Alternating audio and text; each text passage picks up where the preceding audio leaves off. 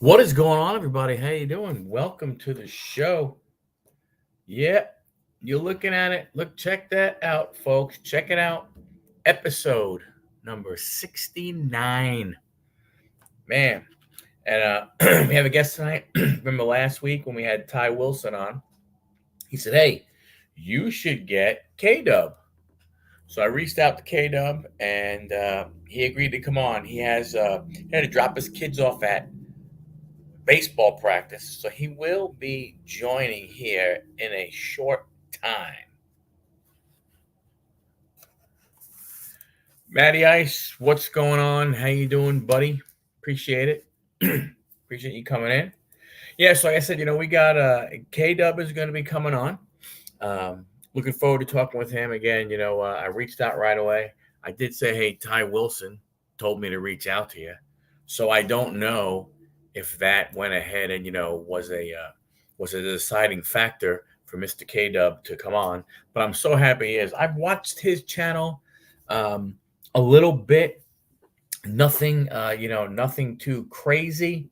I'd like to go ahead and watch some more.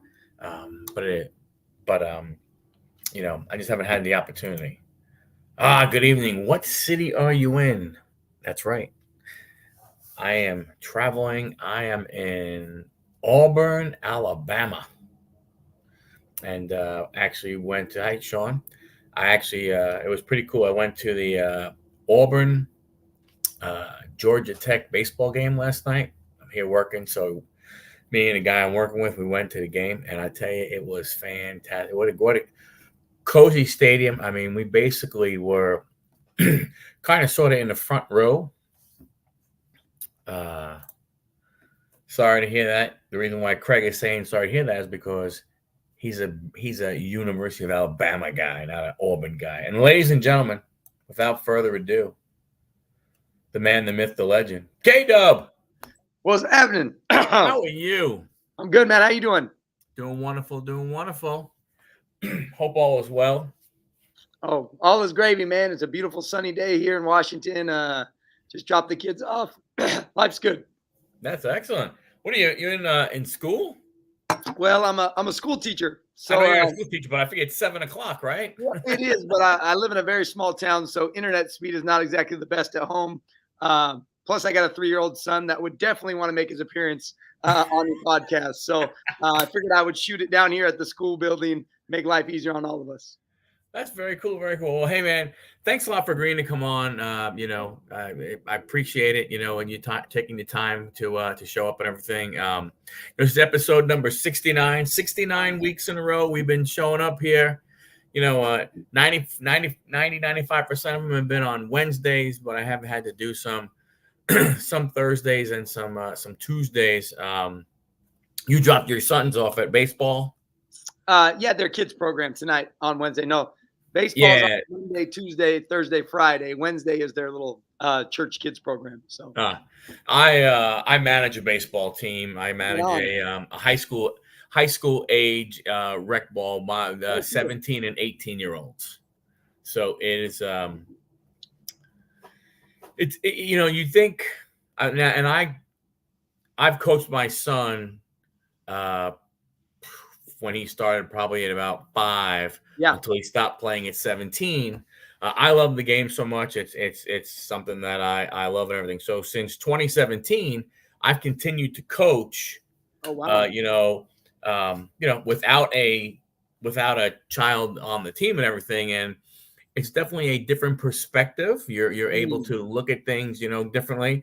Parents look at you differently also because they realize that it's not a daddy balls, situation type thing and everything. And, so it's funny. I mean, this is about you, but just let me tell you the story. So my son stopped playing. I didn't want to stop coaching. So there was a guy that I knew that was 1 year younger than my son. He played on my team before, and his dad was going to take over a team. He's like, look, I need your help. I don't know what I'm doing. And the truth is he really didn't know what he was doing. So but he's out there. Yeah. So hey Dom, how you doing, buddy? So Dom, yeah. So we're getting ready. Our season's getting ready to start. And this was the Colt League, which used to be 14 to 18. I'm sorry, 15 to 18. Okay. So I'm getting ready to do that. And the guy who is the coordinator of the league below that, called the Pony League, because ours is like all horses: Shetland, Pinto, Bronco, Gotcha. Mustang, stuff like that. Yes. So he's the 13, 14-year-old, the guy, I'd known the guy for a long time. And he calls me up and says, Michael, you need to manage a team in the Pony League. Now the season is already the season. The Colt season is getting ready to start. The Pony League season is already like 2 weeks old. Oh, wow. So I go, yeah. What do you mean? You've already, like, how do you have a team that doesn't have a manager and everything? He goes, no, we have a manager. He goes, or I should say, we had a manager. Oh, I'm no. like, what happened? Something came up in his background check, so they went ahead and they threw him out of the league. I go, so you have coaches? And they go, yeah. They said they would coach. They signed up to coach, not manage. Oh, so gotcha. I said to him, yeah. So, hey, John, how you doing, buddy? So I say to him, okay, I'll do it, but I'm doing it my way. And he goes, what's my way? I go, no, you don't get to ask what my way is. I said, I'm going to do it my way. And he goes, okay. So what my way is what I did was in my mind, I said, okay, if I'm going back, I'm going to do this different. So I started calling up some of the kids that used to play for me that are now in college and say, hey. Oh, yeah. Why don't you come and help out, be a coach, and so on and so forth? Yeah. So the kids, players, I mean, obviously they'd be older than your sons, but these, all of a sudden, these 13, 14-year-old kids, these college age kids are coming back. They're working with them and so on and so forth. Oh, yeah. All of a sudden, then I'm getting then the kind of word spreads around amongst the guys who used to play for me. They're like, hey, coach, I'll come help. Hey, coach, I'll come help. So awesome. When I show up with a staff of like 6 people already. Here I am in rec ball. I have a catching coach. I have a pitching coach. I have an infield coach. I have an outfield coach. And the kids are like, you gotta be kidding me. One of the kids went home to his daddy's like, this is ridiculous. They have a coach for everything. This is so great. And we've been doing it, and it's been, a massive success and everything. And other coaches are like, how do you go ahead and do this? I said, well, number one, you have to be around for a long time. Yes, exactly. When you figure in this league, in this association, we do 2 seasons a year, fall and spring. Oh, okay. So this is my 30th season coaching. Wow. Yeah. Yeah. And I mean, you got to have that respect you obviously got to be respected by the players enough for them to say, yeah, coach, I'll come back and help you. I mean, yep. That speaks volume to you and your style of coaching and your way of coaching too. And like I said, it's pretty cool when they do that, yeah. So you're like, hey, I want to do this. And then it's funny. I've had ones like who would be like, well, coach, I can't play anymore. I'm aging out. Could I come and help? Like guys right away who want to stay involved and everything. So that's awesome. But it's cool. This ain't card talk. It's story with Huddle time. Sean, deal with it. But wow. So first things first, how's the Achilles doing? It's I just ran what I run 2 miles today, did a workout. I think the Achilles is about as good as it's going to get from moving forward. I mean, I'm not limited by it. For those guys in the chat who don't know, this past summer, ruptured my Achilles tendon at a Hoop Fest basketball tournament. Spent the whole summer on a knee scooter, crutches, the whole shebang, and have been, on the road to recovery ever since. But I would say as far as where I'm at today is probably as good a place as I'm going to get with my Achilles moving forward. I mean, I'm active, I'm working out. I played a little basketball, but I haven't pushed it too hard on the cutting and everything. But, as far as day-to-day stuff goes, it really doesn't hold me back at all, other than, it still gets tired. I still have to wake up early to get it stretched out. But overall, I think I'm in a really good place. Yeah, Matty Ice. Matty Ice is a runner and everything like that. His worst fear is, the Achilles. It's Um, it's the death code for athletes, Maddie. yeah, yeah, I mean, it's the thing that and my physical therapist, the guy who got me, back on my road to recovery, is a great friend of mine. When I texted him and told him I did it, he was like, "Man, I wish you would have told me you broke your leg, tore your ACL." He's like, the Achilles is just the worst, but it's what life threw at me, and it's not about how you respond, to what happened. It's how you respond after what happened. And so it's been a huge challenge, and mentally, physically, emotionally, but God is good, life is good, family's good, job is good. So I could complain yeah, about and my that's yeah. like you were saying, at the end of the day, I mean, as long as if you can still do things you like, I mean, if you can still at least enjoy the things it is, right? Maybe, maybe, you can't run as fast as you used to, jump as high as you used to, but if you're able to at least get back to that type of stuff, I mean, that's, the best you could hope for with that type of an injury. I'm sure that's what, I mean, I know different, than Aaron Rodgers or Kirk Cousins or KD and those guys. They Kobe, ask pro yep, basketball players and stuff. But I'm glad you're doing well. Glad you're doing well. yeah. Yeah, it's definitely been a road, man. It's nothing I recommend, but like you said, it's like you realize you're limited. And I think a lot of times, especially guys who are athletes, they don't know their limits until they hit them. And Yeah, I just hit a big one. And I think, but like you said, it's retuned my focus as far as, what do I want to make sure that I'm doing. I love playing basketball competitively, but I'm almost 40. Is it worth it for me to go at it like I was 20? And I would much rather be coaching my kids and playing with my kids than playing in a basketball tournament. So yeah. I think you just realize your limits, and I just realized it the hard way. I love it. Almost 40. You freaking little kid. Yeah. I know, man, you got almost as much coaching. I bet you coached. You got as much coaching experience as I do years of my life. So Yeah. you probably started coaching right as I was in my getting in my little league prime. So that's crazy. Yeah, I started coaching men's league baseball probably early 90s. Yep, there you go. Yep, yep. So when I was just You know? starting my journey on the diamond. Yeah. So, um, father, Christian, teacher, man, thank you so much for doing that. Hey, it's a blessing to do it, man. I love Yep. it. Sean Jedi Master, he's a teacher also. Heck yeah, let's go. Seventh He's grade at here. he's out of H Town. He's out of Houston. Oh, okay. All right. So how'd you how'd you get in the hobby initially? Did you get out? Did you come back in? Have you stayed in? Like what's Oh, what's yeah. been your journey with the hobby? Yeah, so I think I mean like I grew up early 90s, man. So got into cards in my elementary, middle school years. I would say the thing that really drew me to cards was my dad. When I was in elementary school, my dad and my mom, they separated for 2 years, and during that time I would only get to go with my dad on the weekends. And when I would go with my dad, he would take me to a card shop. Now my dad isn't super into cards, but he likes sports. I like sports, and so that kind of started my passion for cards. Cards became kind of like our thing.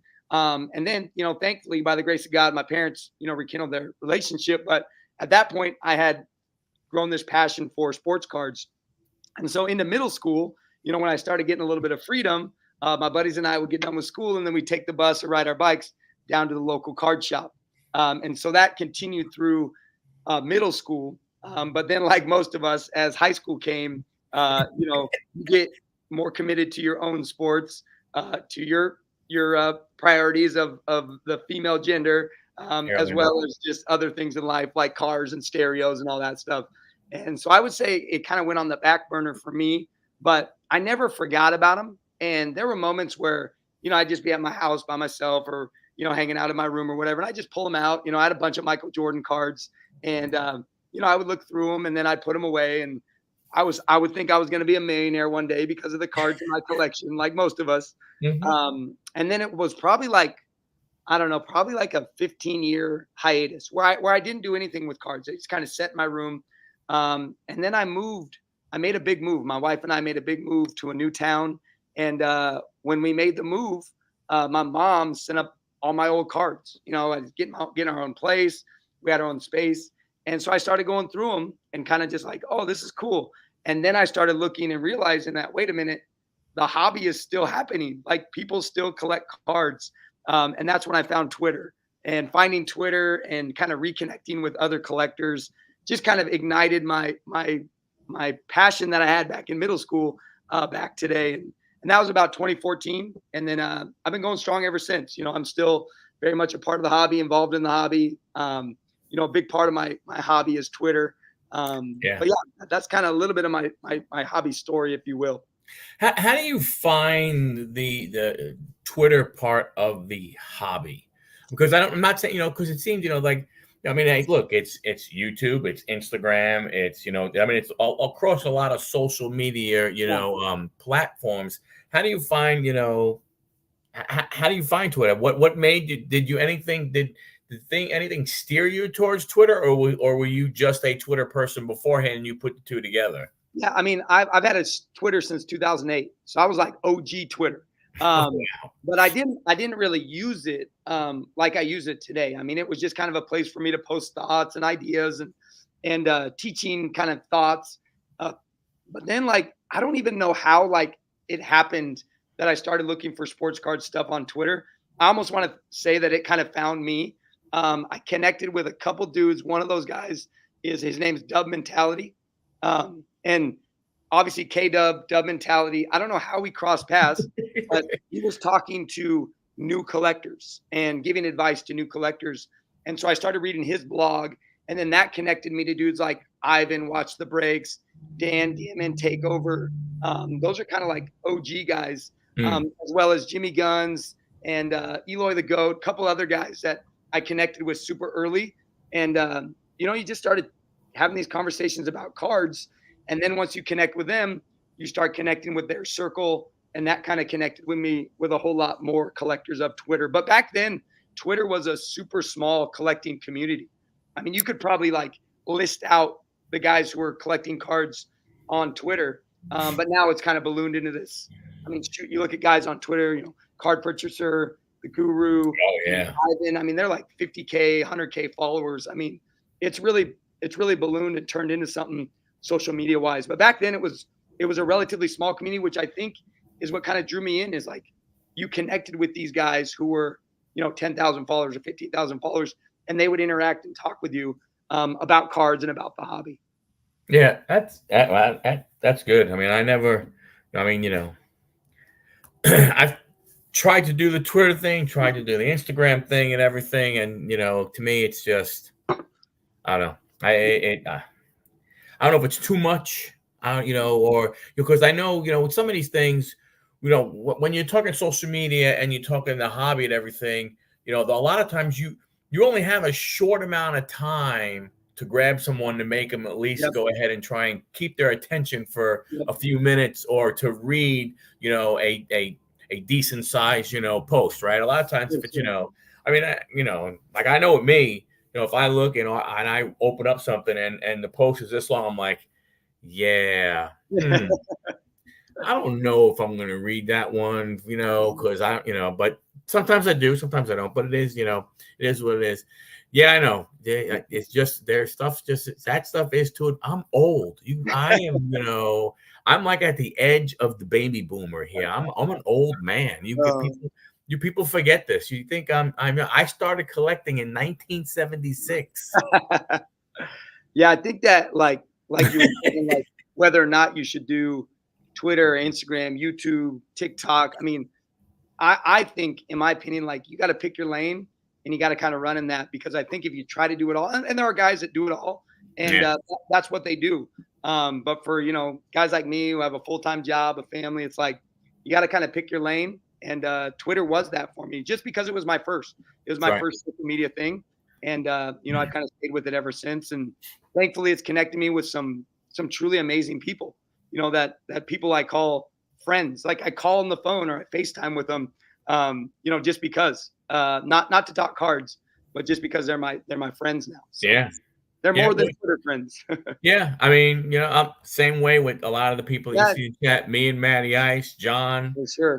Dusty and everything, we've had, conversations, Matt and I, Matt's in Indianapolis and I happen to be working in up there. And, we've met at National also. So, I mean, it wasn't the first time, but, Yeah, you get that little group and you try and figure out how you could, you're all over the place. It's for not sure. like, it's not like, in the old days when, stuff like that, when everybody was kind of sort of, most of your friends before a lot of things, a lot of them were all close to each other. Right now, Yes. you're meeting different people, from all over the place. Like I was saying about the show started, 69 episodes ago with Mm, me and Anthony, who goes by Pittsburgh, and we did the first okay. 60 episodes, together. He's based out of Pittsburgh, and Yeah. we were friends for like 2 years on YouTube and stuff like that, and Yeah. talking back and forth and all that kind of. And we didn't meet until the Nationals in 2021, Yeah. actually face to face. Now we video chatted, we'd be in video chat and stuff like that, but that was the first Yeah. thing. And it's amazing how the hobby, does that. K-Dub does have YouTube. Everything should be in the description. So his Twitter and his YouTube channel For sure. are in there, are in there. Yeah. And we're going to get to that part. There was a couple things that I saw in one of your videos, and I apologize for not going ahead and watching more and everything, picking Don't worry about it, man. everything. But the one I found very, very interesting with the hobby is that one where you talked about that kind of divide, Oh yeah. Yeah. that collector versus, and I don't know whether it is flipper, investor. I'm Yeah. not sure, because see, like, I'm not an investor, but I'm a flipper. I Yeah. mean, I sell cards on eBay, but I sell cards on eBay to hopefully go ahead, and buy the cards that I PC, right? I'm not, like Bo 1 million Cubs, who that's his, that's what he does. I'm not Yeah. one of those, I flip to be able to, buy boxes of retail, boxes of cards to open on my YouTube channel. That's most of my YouTube channel is opening up, trying to find the latest product, opening it up, showing people what cards look like, talking about them, so on and so forth, Yeah. and maybe every now and then getting lucky and picking something good. But the whole thing of a collector versus a flipper, I always find that interesting. And I find it interesting because, to me, I'm like that split per se, because Yeah. again, I do both. Mm-hmm. Where are you in that divide there, or even I don't even know if it's really truly a divide anymore. I think it's becoming more of, hey, that's the way the hobby is. Yeah. But what are your thoughts? I think the divide is more about the timing in which you join the hobby. I think that's when the line kind of gets drawn for me anyway.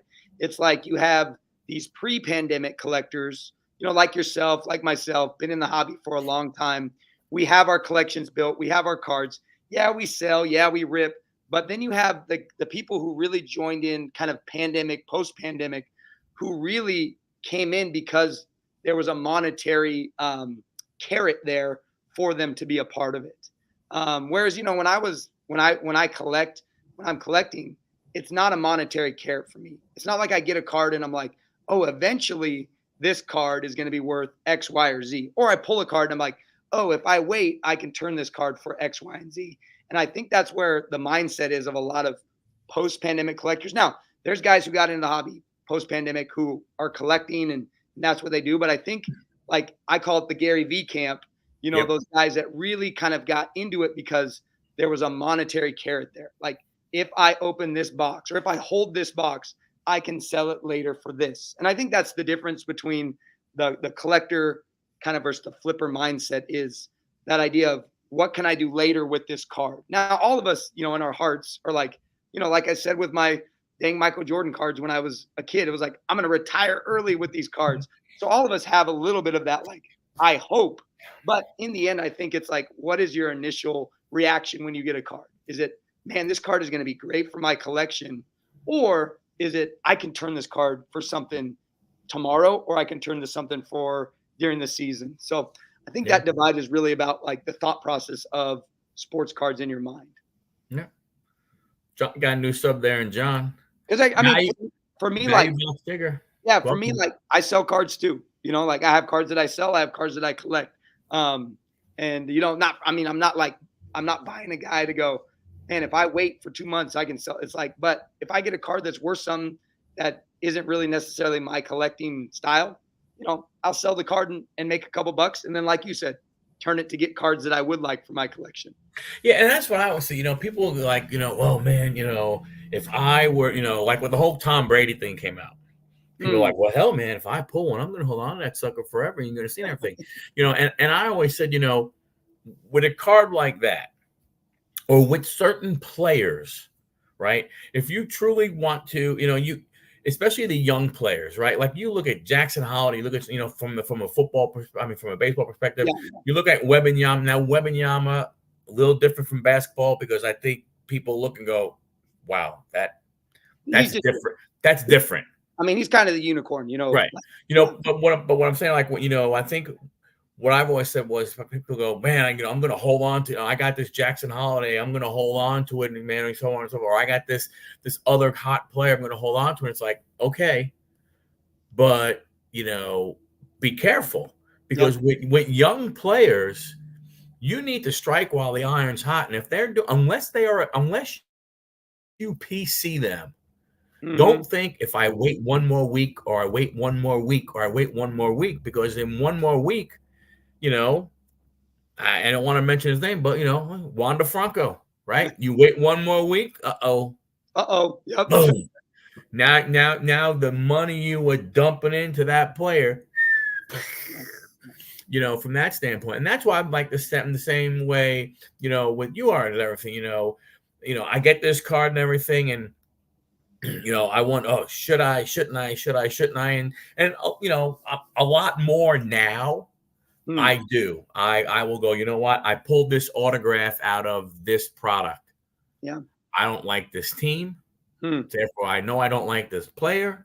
There is no sense in me going ahead and taking it and, and holding on to it. Right. It doesn't make any sense, like to your point and everything, yeah. But, the one thing, look at that. Pittsburgh. There's my partner right there. Oh, The one thing, Trucker Tim, welcome Tim. The one thing that that I always think about with the Gary V, type thing is in some of those, and not really. I don't know how many there have been, but I don't know. Sometimes I think you have to wonder what some of their motives are. hmm. Are they using are they, when someone with that kind of following pops in and goes, "Hey, I'm getting into the hobby." Hmm. Okay. Are you getting in to, to really promote the hobby to guys like me and you, Hmm. the true collector, the guy who looks and goes, "Oh crap. I'd love to get a hobby box of, NBA, Panini Prism Yeah. basketball, but it's friggin' $950." Yeah, sorry, not gonna happen. You know what I'm saying? What I'm saying. And so I just wonder sometimes if some of those guys, not saying that maybe they got into it for the Mhm. right beginning part, but I just wonder how many of them, kind of, got in and then got out. I mean, you think about, Gary V and everything. Now he seems to be coming back with V and Friends Yeah. and those type of stuff, but you don't hear him talk about regular stuff anymore. And he was a massive basketball guy when he seen the first, Oh, when yeah. he jumped in the hobby. Yeah. It's interesting. I always try to, I try to assume the best in anybody. Mhm. And I hear stuff online all the time about the different camps and how people feel like this guy's ruining the hobby or this guy's bad or and so I try to assume the best. I've had one interaction with Gary V. And we talked on Twitter about Kenny Lofton rookie cards because I'm a big Kenny Lofton fan. And I heard him make a comment about Kenny Lofton cards at one point, and we had this great dialogue. It was, I don't know, 4 or 5 replies where we were just talking about Kenny Lofton cards, and it was like I was talking to just the average Joe guy like myself. And so I think there's pieces to these guys, but they also, I mean, their world is so much bigger than ours. Yeah. And their wallets are so much deeper than ours. I think there's always going to be that motive of, what's going to get me to the next, and they just think differently. I had Jeff Wilson, a sports card investor on K-Dub's High Five last season, and it was a fantastic conversation. It was a very real conversation. I felt like I really got to know him as the collector, because that's the heart behind the High Five, is the collector, not the other stuff. And it was great, man. We dialogued about cards, and I think the most unique thing was when I was talking to him, my budget for cards is $20 to $50. Right. His budget for cards is $20,000 to $50,000. And so it's different worlds, but also we were able to have this beautiful conversation about this hobby and about sports cards, even though we're on completely different spectrums when it comes to buying and selling. And so I like to assume that there's always a piece of someone that's that middle school kid who loves opening packs, who loves getting a random card of a player that they liked when they were a young kid. So I'm hopeful in that. I'm probably hopelessly hopeful sometimes with the way that I view and think. But, I always want to assume that there is some good behind that, coming into the hobby or being a part of the hobby or wanting to get in on the hobby. Yep. So you mentioned it. We're going to get into it. Yeah. K-Dub's High Five, your internet, interview show. I don't know how you what you consider it and everything. Sports card interviews. Yeah. How'd that start? Yeah, it's interesting. It started during the pandemic. As you know, I'm a teacher. So I was doing everything on Zoom. And I realized during my teaching that I could utilize, interviews with people from my classroom. And so I started doing these little interviews for my students, and I would interview various, doctors or lawyers or graphics designers or cops in our community over Zoom. And then my students would do a little write about, the person that I interviewed. And so that's how I got this idea of I can record interviews. And then I just started thinking, I got all these friends on Twitter that I've never really engaged with physically and virtually, as virtual physicality. And so it just started as I just want to meet these guys. And so the first season is basically all my friends from Twitter that I just wanted to meet and talk cards with. And I did it in a way that I'm a middle school teacher. And so I wanted to do it in a way that someone could tune in on their lunch break. So I wanted to make it 10, 15-minute interviews. And I know attention span of kids is quick, and my attention span is probably just as short. And so I really wanted to do it in a way that was hey, 5 quick hitting questions about their collection, get to know them. That's the video. And, it's been going, I'm on 4th season now. Yeah. I've had the amazing guest. I mean, every guest is amazing, but I've had people say yes that I never imagined would be, in a dialogue conversation about sports cards with me. It's been really fun. It's been really neat. So I do those once a week, and it varies from Instagram, TikTok, Twitter, YouTube. I try to grab all the various personalities of the sports card world and just chat there collecting with them. And that's what it's made for, is I want people to get to know the face behind the profile, or the face behind the channel, or the face behind the Instagram page. Who are they as a collector, as a person? So it's really fun. I wouldn't do it if I didn't enjoy it, because it's not like it's wildfire and 200,000 views every week. It's I do it because I enjoy having conversations about cards with people, and it's fun for other people to get to know these collectors behind the profile account that they interact with, on a regular basis.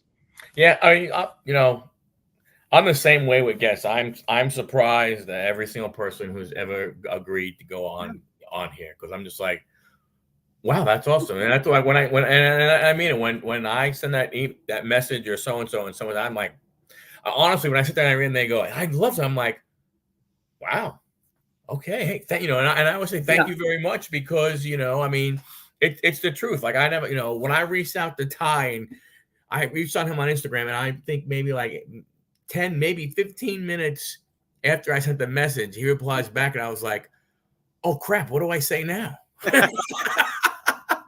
Oh man, Ty's one of the best. He's one of those guys that we talk on the phone, we text. I mean, he's a brother now to me. Like he's a guy that I talk life with.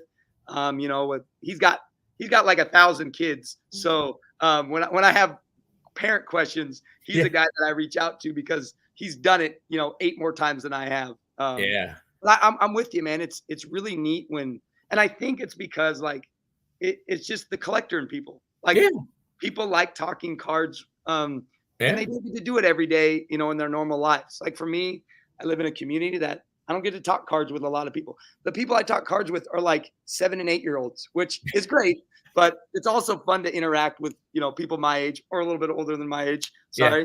And just chat cards. And so I think people really gravitate when they get that invitation. And I would encourage anyone, just ask. The worst someone could say is, sorry, I can't do it right now. But majority of people really do enjoy just dialoguing about cards with other collectors. So that's what I started doing. I love that you asked me, man. I love doing this stuff. Yeah. I definitely went ahead and just like, same type of thing, just like, what, like, who could I ask? And I'll look, oh, you know what? I'm gonna ask person. Some say, some answer, some don't.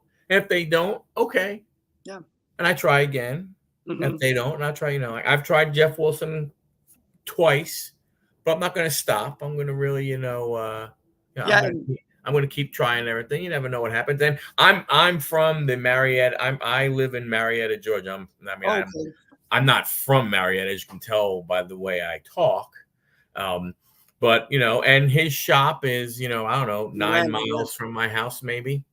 It's right across from where, the Atlanta card show is and everything, and stuff. So, I'm like, I remember the first time I reached out, I was like, come on, man, a fellow Atlanta collector. Come on. What do you, and I was like, that probably was, but who cares? I don't care. I'll tell you this.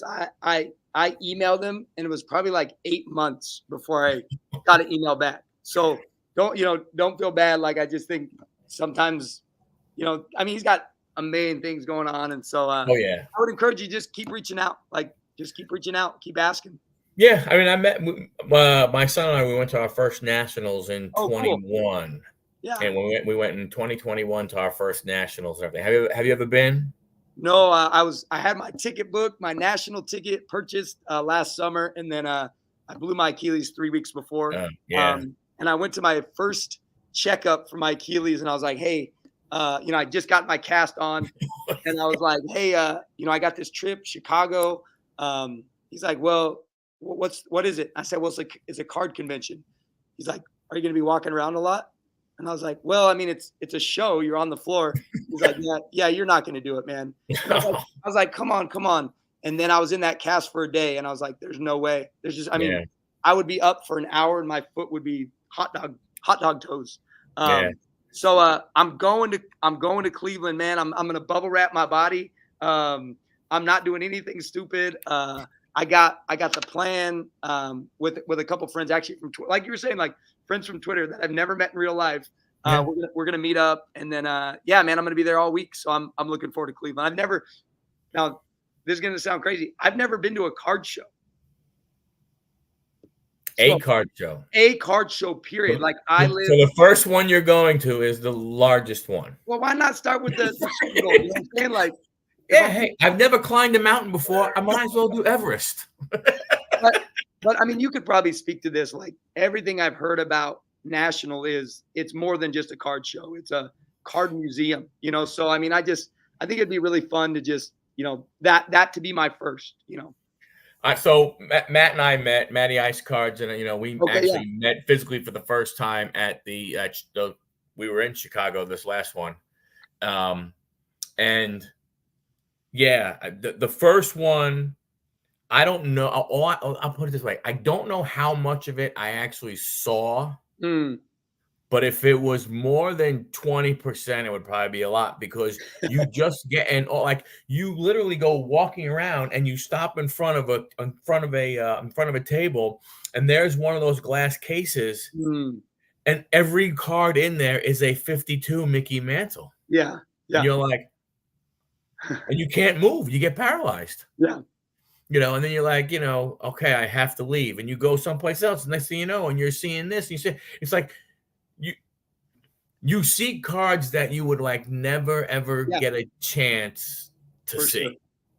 I mean, it is awesome. And then you meet, you get to meet up, with people. Like I said, that's the big thing and stuff. And they have the big like in the last when we were in the Nationals this past one night. A couple of big YouTubers organized the thing in one of the hotels, and it was just a whole bunch of people for Yeah. YouTube and hanging out and going there, and meeting. I met, I had Victor. Like he changed it, but like Victor Rookie Card, Rookie Card. Oh gosh, what the heck was his name? I think he changed his channel name, but he's like the Rookie Card guy, Victor Negrin, I think.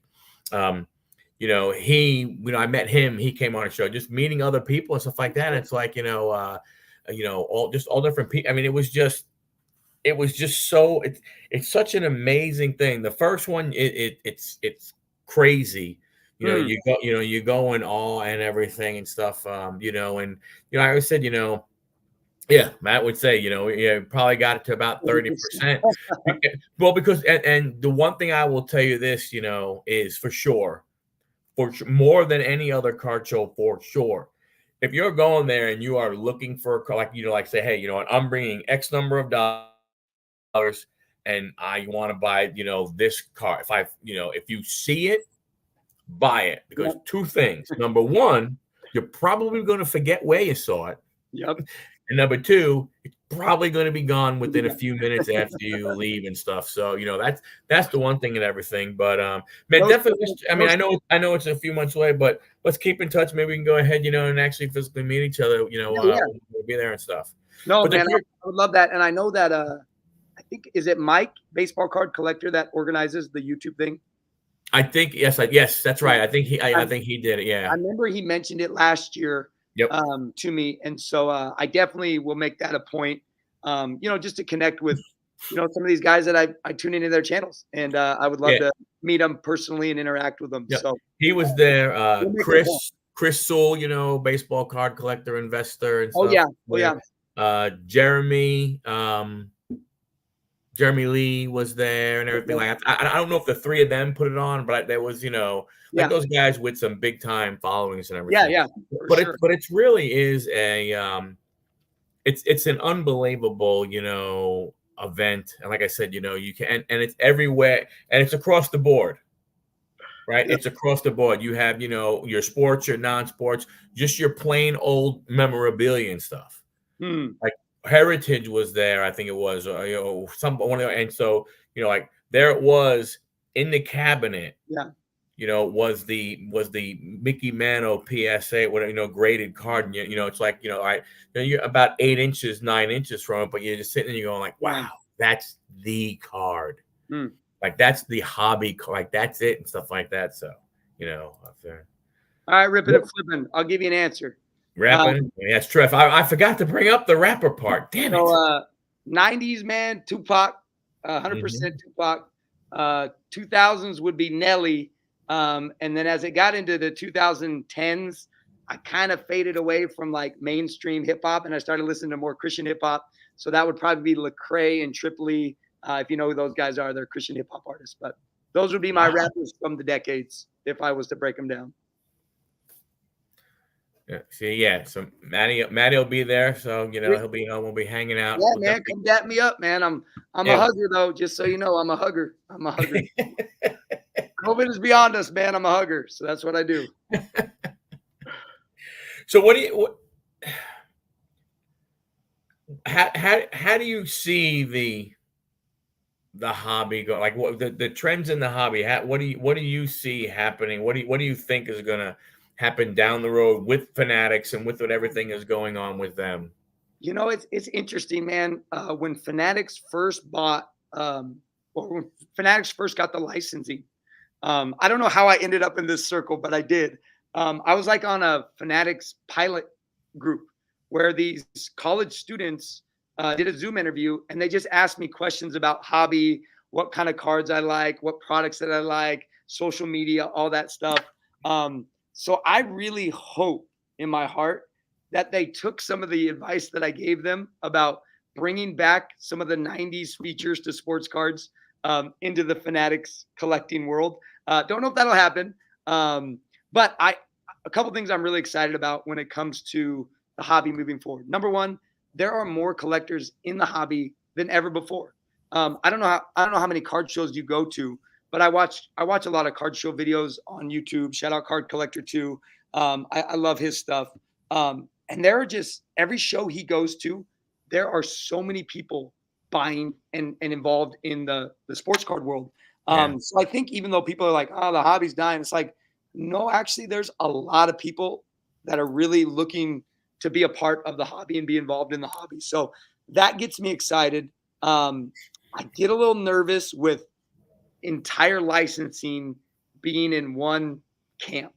That's what I loved about the 90s is the licensings were so different and every company was trying to one up the other company. And so you had Upper Deck, you had Fleer, you had Topps. I mean, everybody was wanting to kind of one up each other when it came to products. And I feel like we've seen it with Panini, especially like Prism. Prism hasn't changed in years. Like there's been no innovation, no change in the product. And so I get it. Like what works, if it ain't broke, don't fix it. But also like this hobby is about innovation. This hobby is about moving forward. And so I really hope that Fanatics challenges their creative team to build products that continue to get better and continue to get better and they don't settle. So that would be my hope for the hobby and my excitement for the hobby moving forward. But then Panini's still making moves. I don't know. This is what excites me. I don't know what's happening. Like Panini just got Caitlin Clark on there, and like what's going on? Like what are they going to do with that? How's that going to work? Yeah.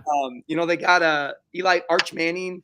How does that all work? I don't know. So it has me very curious and a little bit like excited about what that could possibly mean. I don't know. What about you? Where are you at? Well, number one, the whole thing of Fanatics having everything, part of that does scare me. And from the same type of standpoint of, and not about design or anything like that. I mean, it's more about, now, I mean, hey, just flood the hell out of, either flood the market or guess what? We're not gonna cut back. And we're gonna, like they did with baseball. You're not gonna get fire anymore. You're not gonna get gallery anymore. You're not gonna get certain products. And a lot of those products they were so different that was somebody's favorite. And don't get me wrong, I'm not saying that if 5 people like something that Fanatics should be like, hey, well, these 5 people like it, we should keep doing it. But the idea is that that I wonder the same type of thing. I mean, obviously with basketball, it's a little different, but are they going to have, don't get me wrong, not like I can buy National Treasures or Immaculate or Flawless, right? I can't buy those boxes, but I like watching videos and seeing that kind of stuff. Yeah. Are they going to have that kind of stuff? Is that still something potentially that they are going to have? Are they going to have their own Flawless for basketball? Like what do we lose? I'm not necessarily it's not, to me it's not about what we're going to gain from them, but it's what are we going to lose as a hobby? Because to me what's it, look, the bottom line is this: if I'm still going to be able to, if I'm still going to walk into a store and buy a box because I'm in that same market as you, the $20 to $50 range, not the 20 to 50 range, right? So if I'm going to go in there and now I know there's more of that product coming out, and it's not about the value of the product. And I know it sounds weird, but it's for baseball. I'm a Mets fan, right? That's my team I like, right? So when I buy a box, I want to at least believe that I could get the hits that are associated with the Mets in that box. Maybe I can't, but I just think if there's so much more, those odds now become so much lower and lower. Why do I want to keep doing it? Yeah. No, why do I want? Like, I'm not saying don't go to a card show and buy the one or the two, but the truth of the matter is, let's face it, man. People can say whatever they want to say. You know, for someone like myself who started when values, again, me and my friends, I'm not saying that people my age when I was 13, 14 years old started collecting cards, that people didn't think about value. Me and my friends, I'm telling you right now, value never came into mind. Never, ever, ever, ever, right? We opened up I say this all the time. When we opened up a pack of cards, you heard two phrases: got them, need them. When you grab the piece because you knew your cards. Number one, yep. Because we were only baseball guys, and it was only tops. Yep. So and there wasn't 14 variables. It was basically you got maybe a league leader, maybe an all-star card, maybe every now and again. But so we got him. And then what we would literally do is I'd say, hey, I have all of these. I'd hand them to you. Mm-hmm. The pack you went through, you said, hey, Michael, I have all these. You hand them to me. I look through and I go, hey, I need these 3. You look through and you go, hey, I need these 5. You go, okay. Yep. Give me what you don't need. It wasn't like, well, excuse me, but those 4 are rookie cards, and it wasn't about value, and that's what I fear about is that you're going to get away from that because there's going to be so much.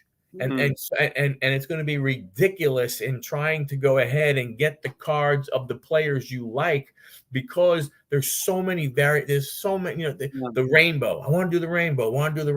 I know people who have been trying to do the rainbow of a player since 2020.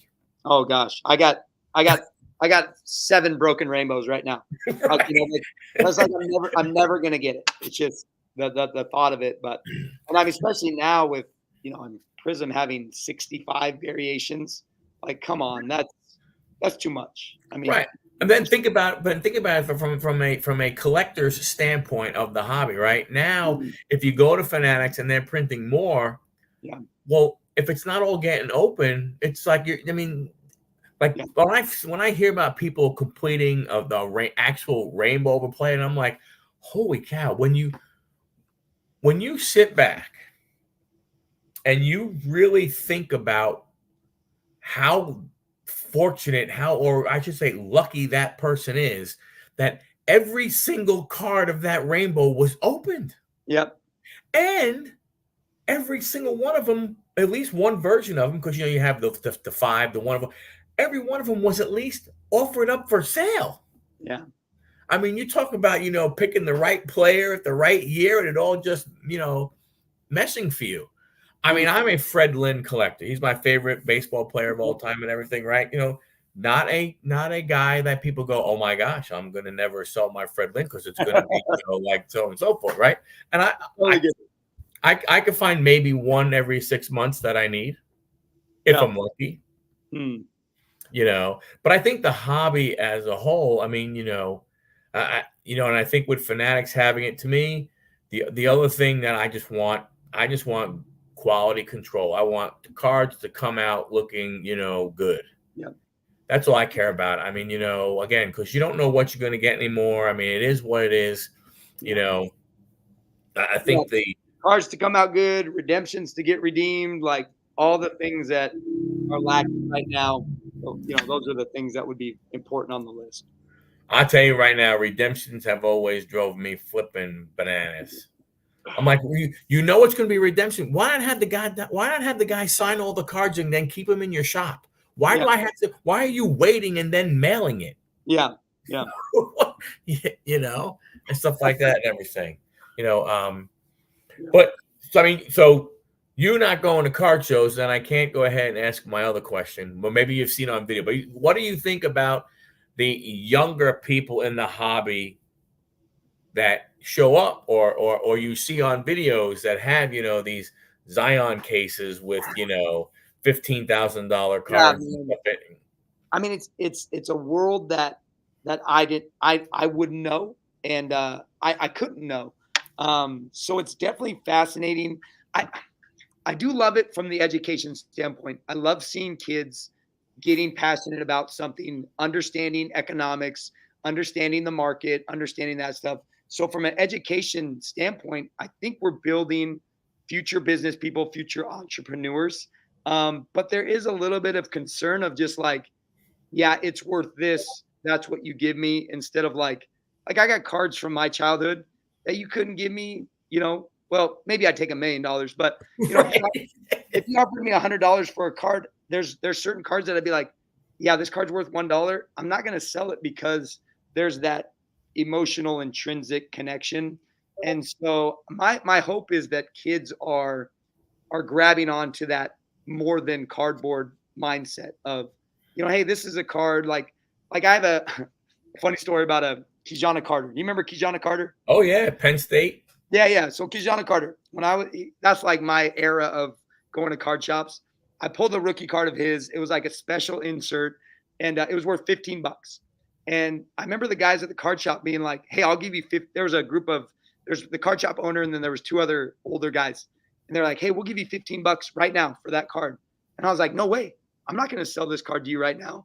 Went home, I put it in a screw down case, still in a screw down case to this day, worth 37 cents probably. Right. But like, I just hope kids are creating those types of stories for themselves, to where when they get our age, they can look back and go, "Oh man, I remember Kijana Carter, or I remember Joey Galloway, or I remember trying to think of like Kerry Kittles or Jerry Stackhouse, Joe Smith, who was a bust #1 pick." Like, I know those guys because I had their cards. Right. And I hope kids today are not only grabbing onto this card's worth something, but I can also learn something. I can also take in, get educated on the sport, on the hobby, because of this piece of cardboard. So I think you use sports cards in the hobby in your as a teaching tool or as a piece of your teaching? Very little. Like I said, the area that I live in, cards are really they're not on the radar of my students. It's just not something kids are into here. But I do keep, like in my room, I have a stack of base cards. They're just random, basketball, football, baseball. And, we read in class. And so I say, hey, if you need a bookmark, grab a bookmark. And I'll see kids over there, like going and finding a guy that they know so they can use as a bookmark. I make little packs. I got a couple kids that I use them as rewards. And I'm like, hey man, they're all like 90s based stuff, but there are some like notable names in there. And so I'll give those to kids and they'll be like, oh, cool. And then, I'll see them going through them, but I wouldn't say like the hobby is alive in the school or the area that I work in with the kids. But I definitely know that there are a lot of young kids, my son's age, 8, 9, 10, who are interested in cards just based on cards. They're not like interested in like, oh, because sometimes I talk to them like, hey, this card might be actually worth something, and they're like, oh, whatever. Yeah. I just traded it for 2 Seahawks or whatever. And you're like, okay. But we all need those stories in our lives. But yeah, I would say that it's not like, it's not something that I incorporate. Like, I got buddies on Twitter who have card clubs and kids meet after school and they do sports cards together. It's just more like a simple side thing in my room that if kids want them. And I do see kids that, are like, oh, I got this or I got that. And they're excited by the name and the picture. It doesn't matter the type of card it is, the variation it is. They're just like, oh, I know this, whatever, David Robinson, or I know this, Joe Montana. And they're like, oh, I got this King Griffey Jr. and they're excited about that. So I think that's kind of fun. So the simple pieces of the hobby, but yeah. Very cool. Yeah. Do you have a favorite rap video? Favorite rap video? Oh man. Probably I'd have to go back to like the 90s when I used to watch MTV in the morning or whatever. Probably like California Love or Coolio 1 2 3 4. I love that video. Gangster's Paradise was like the like epic song for me as a middle schooler, as I was a suburban white kid singing as I walk through the valley of the shadow of death. But yeah, those mid 90s rap videos, oh, My Money, More Problems. Those are good ones. Hypnotize. Yeah. Yeah. Run DMC had a lot of good ones. Yeah. For sure. That's a little free. Like my home base is like mid 90s rap music. So like LL and KRS-One and Beastie Boys. Like that's a little pre-me. I know those guys, but yeah. Brass Monkey. Oh, yes, Brett. Here we go. I just listened to Brass Monkey the other day. No Sleep Till Brooklyn, baby. Yep. See, yeah, I know. Come on, man. Oh, Rappers Delight, Sugar Hill Gang. Yep. So, yeah, I actually color TV hanging on the wall so I can see the Knicks play basketball. I teach an enrichment class at the end of the day called it's Hip Hop 101, and we go through like all the eras of hip hop, and I make the kids learn Rappers Delight. So there are 24 kids at my middle school that know the first and second verse of Rappers Delight. So you would appreciate that. There you go. So who do you collect besides Kenny Lofton, and what are your favorite products? Oh, man. Well, Michael, my boy Michael was in here earlier from Twitter. I collect this guy named Bishop Sankey. He was he threw that in the chat. He was a bust running back in 2014 out of the University of Washington, went to high school in the town where I went to college. So I kind of followed him from preps to college, and then when he made it to the league. So I started just picking up his cards. And then once he busted, his cards busted too. And so I continued to snag them. And then the good thing about Bishop Sankey is he signed in everything in 2014, 2015. So everybody who collected in that time period has a Bishop Sankey card that they don't want. So I get a lot of them from just random people on Twitter will be like, hey, I got this Bishop Sankey card. I'm gonna send it to you as a rack. So I got a lot of Bishop Sankey autos. But I've kind of moved back towards the players that I really liked as a kid. I collect Minnesota Vikings. You'll see my Vikings on here. But I like the 90s Vikings, Randy Moss, Chris Carter, Randall Cunningham. I mean, I do have Kirk Cousins, Diggs, a little bit of JJ stuff, but I like Adrian Peterson, a big guy. My son, he loves Adrian Peterson, so he's got a huge Adrian Peterson collection. And then basketball wise, I don't do any new basketball or baseball. Kenny Lofton's my only baseball PC. Really? Yeah. And I pick up Griffey's, but that's 90s. I just like 90s cards. But MJ, Kobe, Penny Hardaway, Tracy McGrady, Vince Carter, all those kind of like 90s to 2000s greats. I like those guys. So John Stockton, he's a Spokane guy. So I got a handful, probably like 10 to 12 John Stockton autos that I was able to snag pre-pandemic.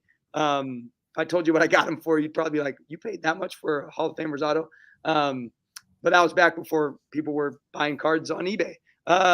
So yeah, I would say those are kind of mine. And then my favorite products, Prism's always going to have a special place in my heart, because when I got back in the hobby in 2014, that was the first product that I opened was 2014 Prism. And I love the shine. I love the design. Like I said, I'm kind of hard on it now, but I would say Prism is always going to have a special place in my heart. And then I really like, I collect mainly football for myself, but I really like Chronicles, because I like how Chronicles does the different products over time. Yep. So that's super fun. I just like the different types of cards that they put in there. Optics, I like Shine, so Optics super fun. And then like 90s products, I could go all day on 90s products, because that was my jam. So I'll continue to argue that 90s was the greatest era of sports cards for the rest of my life. So well, and the thing is what made it great was that you had all of the manufacturers making, and they were all, like you said, they were trying to, one up each other. Like even today, like Panini can do baseball, but people look and they go, you don't got a logo. Yep. So no matter how great they make the card, there's that one feature that drives people away. You can only do so much. Right. And you can only do so much. So yeah. Can I say any part of Want to Be a Baller? Are you kidding me? Want to be a baller, shot caller, 20-inch blaze on the Impala, caller, get laid tonight, switch the road tight, got sprayed by us, hit the highway, making money love fly away, because it's got to be a better way, yeah.